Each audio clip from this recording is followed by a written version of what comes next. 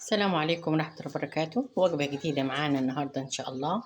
عاملين مع بعض بطاطس محمرة زي ما انتوا شايفينها كده. دي اللي مفرزينها وحاطين كل التوابل بتاعتنا. طلعناها من الفريزر وحطيناها على طول على الزيت عشان ما تتكسرش منك، وطلع بالطريقة دي مع كل التوابل بتحطيها معاها وطلع بالشكل ده. اما ده معانا ناجتس. المكونات بتاعتنا طبعا انتوا عارفينها، شوية من البقسماط وكل التوابل بتاعتنا 7 بهارات مع شوية من الجنزبيل، وكمان مع قرفة، وطبعا شوية ملح وشوية صغيرة ربع معلقة من البابريكا، بيديها طعم حلو جدا جدا البابريكا.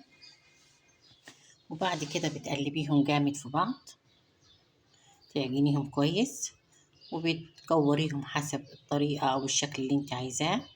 بتطلع بالشكل ده وبتقليها طبعا، بس يا ريت قبل ما تقليها خليها تريح معاكي شوية في التلاجة، مش في الفريزر، في التلاجة، عشان تجمد شوية ما تسحش منك على البوتاجاز.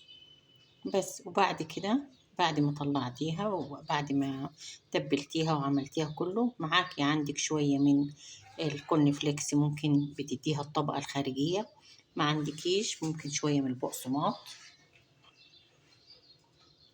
بتتبليها هنا وهناك. بس وبعد كده ممكن تعمليها ببيض، انا عاملاها ببيض مع شوية من اللبن، زي بالظبط نظام البفتيك بتاعنا زي ما بنعمله بالظبط. شايفة طالعة طعمها حلو ازاي، شكلها حلو جدا جدا. وده الشكل النهائي بتاعها. وجبة خفيفة جدا وسهلة وسريعة،